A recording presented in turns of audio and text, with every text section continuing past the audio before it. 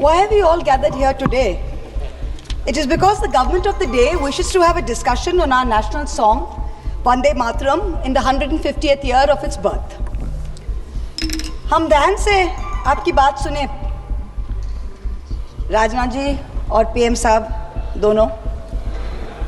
बहुत खूबसूरत है हर बात, लेकिन अगर दिल भी होता तो क्या बात होती? The irony is not lost on us parliamentarians present here, or on a billion plus Indians who we represent, that we are living in an India today where real unemployment among the youth is upwards of 20%.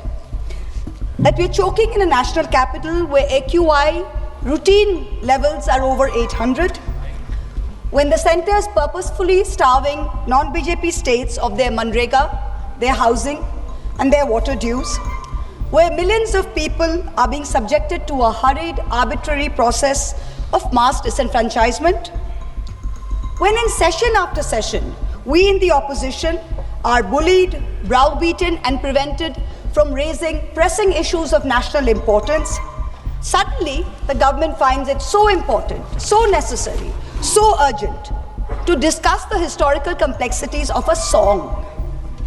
What is even more ironic is the claim that the hate and divisiveness in today's India can be linked back to this song. And by the way, just 2 weeks ago, on November 24th, 2025, the Rajya Sabha Parliamentary Bulletin published a section on parliamentary customs and conventions, where it explicitly informed all members that the decorum and the seriousness of the proceedings of the House requires that there should be no Jai Hind, Vande Mataram or any other slogans raised in the House. So Vande Mataram, in your view, as of last week, placed on record in a parliamentary bulletin as a slogan that was both indecorous and non-serious. And yet, you suddenly want to discuss it for 10 hours in this House. Why? I'll tell you why. Because no doubt, some half-wit BJP IT cell minion has probably advised you that the Vande Mataram card, if played right, will give you an advantage to the BJP in the 2026 Bengal elections. There is no other reason behind the timing of this discussion, none at all, take it from me. But we are delighted. We are delighted not only to be able to get this fabulous opportunity to give you a lesson in history, but also to demonstrate to you that how delving into Vande Mataram will only prove how removed you are from the soul of Bengal, from the psyche of Bengal, and how our Ma will never be hostage to your narrow electoral goals. Yes. Let the history lesson begin. What do you say? Let it begin. Bankim Chandra Chattopadhyay's two-stanza hymn, Vande Mataram, was first published in the literary journal Bongo Darshan on November 7, 1875. At that time, there were no patriotic societies or nationalistic organizations to speak of in India, except for the Indian League in Calcutta, which was founded by some patriotic Bengalis, Shishir Ghosh, Anand Mohan Bose, Surendranath Banerjee, to rally public support against British colonial rule. The RSS and the BJP were nowhere in sight. The RSS was formed 50 years later, in 1925, and the BJP was formed 105 years later, in 1980. And incidentally, the ruling party, the Sangh Parivar, do not sing Vande Mataram. I remember this hilarious episode in 2017, I think it was, on TV, where there was a BJP spokesperson called Naveen Kumar Singh, and he was asked to sing Vande Mataram. He was looking at his mobile phone, and even then he couldn't sing it. Also, in August 2017, I remember a cabinet minister in the UP government, Baldev Singh Aulak, I think his name was, he was unable to correctly sing this song on a TV news show. In January 2019, before the last Lok Sabha election, BJP leaders held a protest where they were going to make Muslims sing the song. They themselves could not sing the song correctly, so the meeting descended into chaos, and the BJP leaders and their followers chanted slogans like, "Is desh mein agar rehna hoga, to Vande Mataram kehna hoga." So frankly, the BJP's commitment to this song is a badly scripted comedy. The British banned the use of this slogan, Vande Mataram, under the sedition laws, and banned its singing in any public place. When India's youngest freedom fighter, Bengal's brave son, Khudiram Bose, was led to the gallows in 1908, he had Vande Mataram on his lips. When in 1927, Ram Prasad Bismil walked to the gallows in Gorakhpur jail, when Ashfaqullah Khan walked to the gallows in Faizabad jail, they all had Vande Mataram on their lips. But this is the same slogan that the Rajya Sabha bulletin finds non-decorous and non-serious in the Rajya Sabha. Who in the BJP, who in the RSS, who in the treasury benches can claim even a tenuous link to the freedom struggle, that today you feel you are the guardians of Vande Mataram and will teach us Bengalis and the rest of India what its significance is? Out of 585 total prisoners in Andaman Cellular Jail, Kalapani, between 1909 and 1938, 68%, 398 were Bengali. The second largest contingent was from the Punjab, 95 revolutionaries. Why did you not rename the cellular jail after Barin Ghosh, after Ullashkar Dotto, after Indu Bhushan Roy? What homage have you paid Bengal? What homage have you played the land of Vande Mataram? Today you're having a discussion on this. The hymn Vande Mataram did not gain much popularity till it was included in Bankim Chandra Chattopadhyay's novel Anandamot in 1882 when it was published. Now, when he published it, he added 4 extra stanzas to it.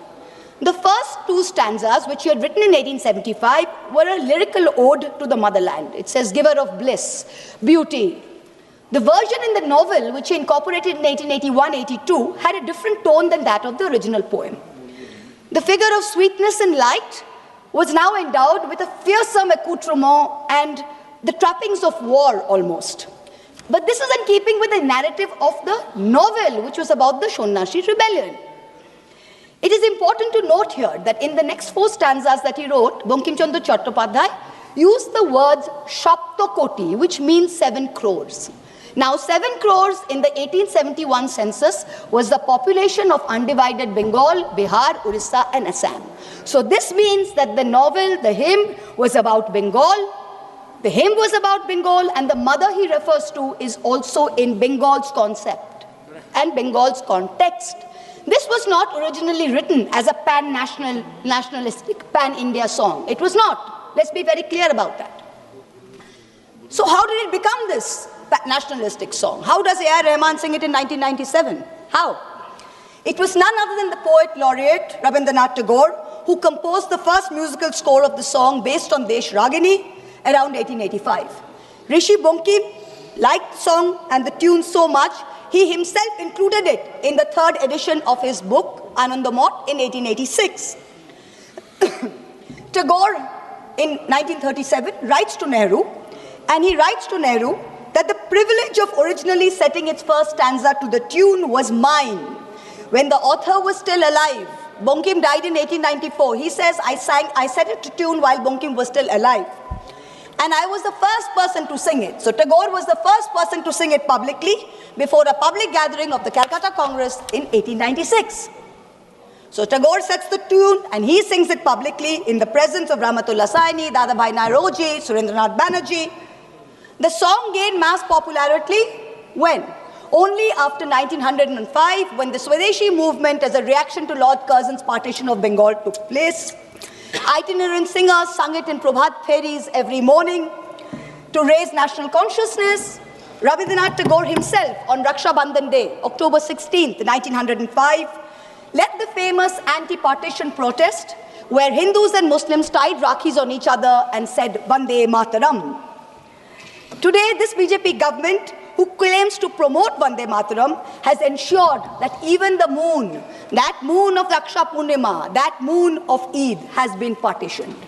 Hindu women can break their Karwa Chauth fast on their roof with the sighting of the moon, but a Muslim in a BJP-ruled state is forbidden from offering Eid ka namaz on his roof to the same moon. And you are blaming a song for India's divisiveness. The song was sung again during the Congress session in Benares in 1905 by Tagore's niece, Sharla Devi Chaudhurani, who replaced the Shaptokoti, the 7 crores, with Trikshakoti, which means 30 crores, which is the population of India in the last census of 1901. So this is the first time that the song is gathering a pan-national appeal. Gandhiji, in the Indian Opinion paper, he writes in December 1905 that this song is so popular. Just as we worship our mother, so is this song a passionate prayer to India.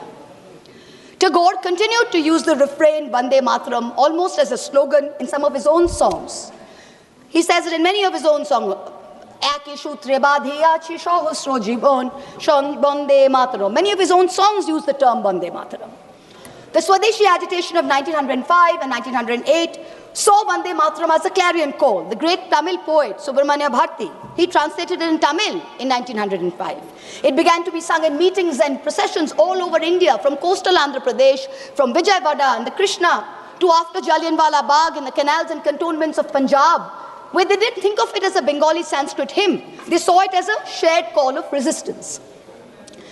You, this government today, claim to be the guardians, the true upholders of the spirit of Vande Mataram. We've listened to the Prime Minister for an hour. We've listened to the Honorable Defence Minister for an hour tell us about how they are the true upholders of Vande Mataram.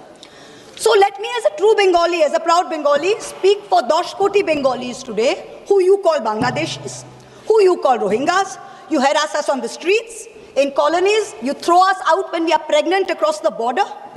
I'm going to dissect the song stanza by stanza and demonstrate how you are butchering both the spirit and the soul of Vande Mataram far more than any 1937 resolution ever did.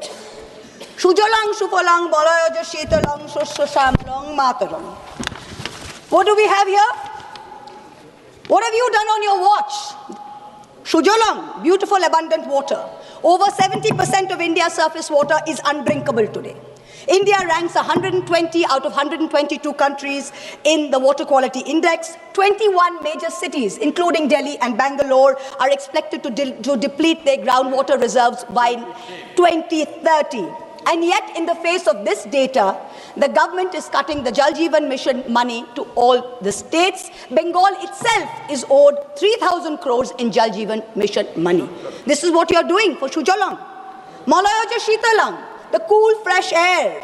This is a joke. The AQI in the national capital today is between 800 and 1,000 routinely. Our children are choking. The elderly are dying. You know what the centre's done? The centre has exempted 78% of thermal power plants from installing key anti-polluting systems. The Environment Ministry has spent less than 1% of its 858 crore pollution fund in 24-25. Fossil fuel-driven pollution claims 1.72 million lives in India, and premature mortality due to outdoor air pollution costs India $339 billion US. That's 9.5% of our GDP. That's what we are doing for Malayaja Shitala. Shoshro Shamalam, the blessed fertility of the soil. What's the government done? The Ministry of Agriculture and Farmers Welfare saw a reduction in its budget of 2.5% this year. Pradhan Mantri Fasal Bima Yojana, meant for the poorest of farmers, suffered a cut of 3,600 crores. It is estimated that 37% of India's land is affected by degradation. 2/3 of soil samples collected from India are deficient in nitrogen, phosphorus, and potassium, and 85% contain too little carbon for functioning soil systems. Shuhashining, Shumoduro Bhashining, sweet smile, sweet in speech. You, the ruling party, with your hate speech, routinely call for violence against Muslims and minorities. For calls from genocide in Haridwar to open threats in rallies, you use terms like vote bank, infiltrators, ghuspetia, those with more children as dog whistles. You impose Hindi on us. You call Bangla a Bangladeshi language.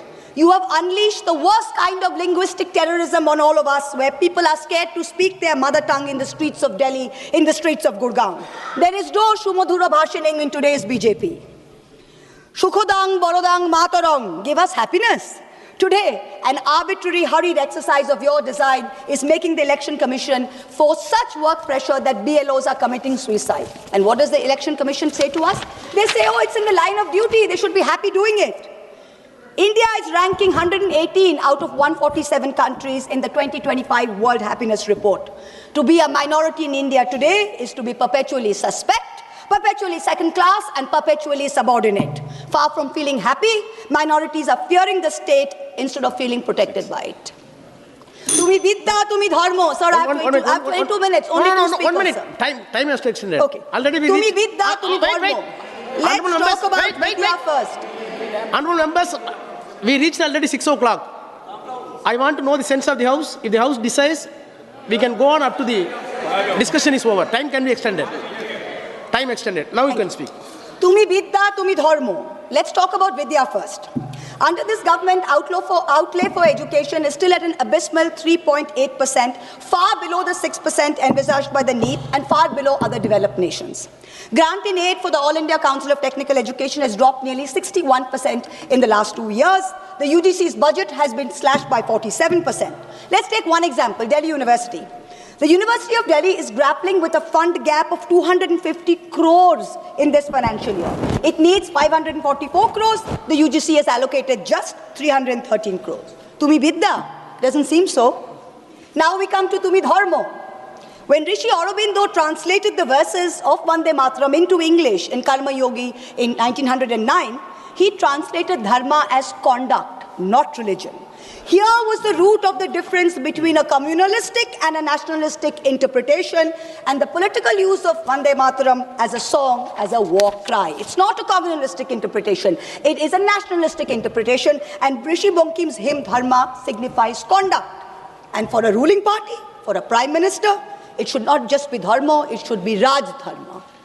I cannot help but remind this House of the late Prime Minister Atal Bihari Vajpayee, who in March 2002, when asked what a certain chief minister ought to do, famously said, Raj Dharm ka palan kare. Raj Dharm, Raja ke liye, Shasak ke liye.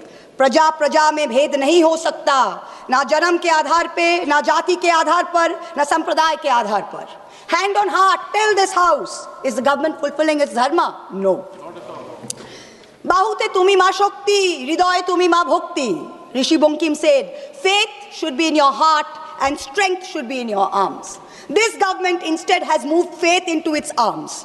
You have made Bahute Bhakti with your brute force, with your majority, and you're bulldozing your way into the national secular fabric.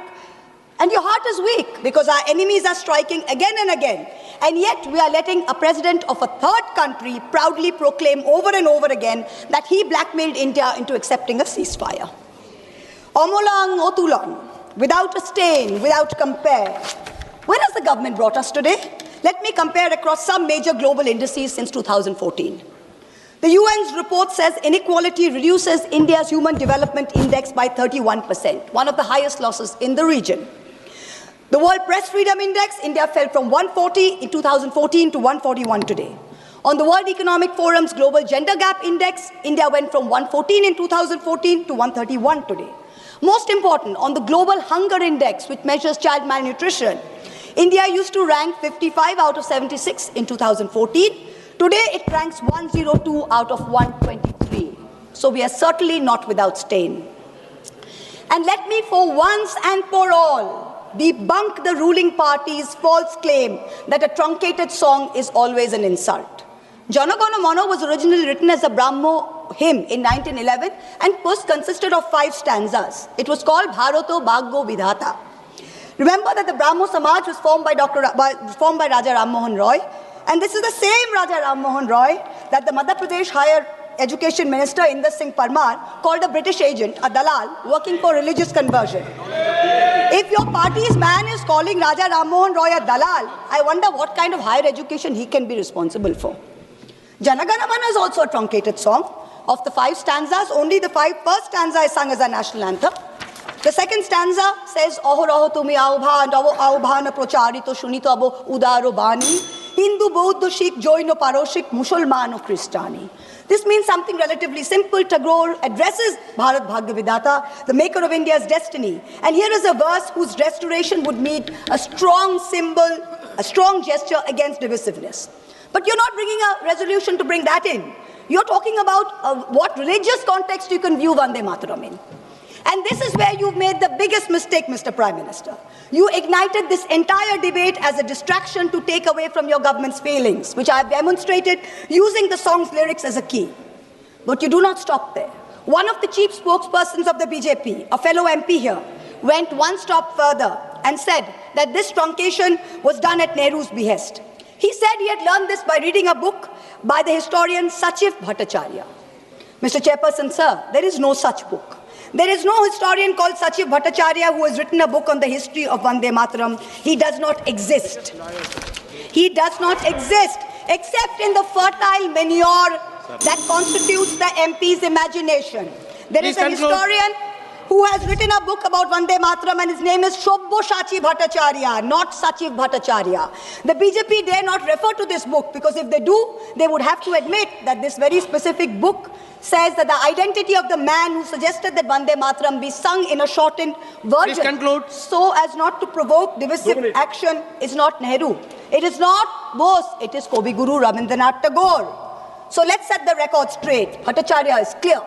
First Subhash Bose, then the members of the Congress Working Committee, convening for the Calcutta session of the Congress in 1937, wrote to Tagore, asking him his views on the song. To his reply, Tagore wrote, "The core of Vande Mataram is a hymn to Goddess Durga. This is plain, so there can be no debate about it. The novel Anandamath is a work of literature, and so the song is appropriate to it. But Parliament is a place of union for all religious groups, and there the song cannot be appropriate."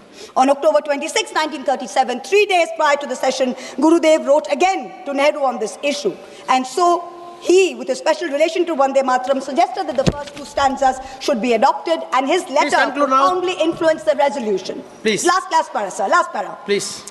Rishi Bankim was a highly complex mind, and Anandamath was not his final word on communal history. His last novel, Sitaram, imagines a Hindu realm founded by a heroic and idealistic king who defeats his Muslim adversaries. However, he comes to embody and exceed all the evil attributed to Muslim, and all his Hindu associates abandon him. please. So if you have the guts to get into the issue, target the man who very wisely edited the song. It was neither Nehru nor Bose, it was Rabindranath Tagore. Come. If you have the courage to withstand truth, come. Fight an election in Bengal in 2026 by saying that Tagore was responsible for dividing India. Let us see where that takes you. Tagore is the one who sang Vande Mataram publicly. He anchored it to our conscience of our nation. It was Bengal's clarion call. It is no jumla that the BJP can expropriate before an election. You try it and you will see what its consequences are. 10 crore Bengalis will rise, 20 crore arms to teach you the real meaning of Vande Mataram. Vande Mataram.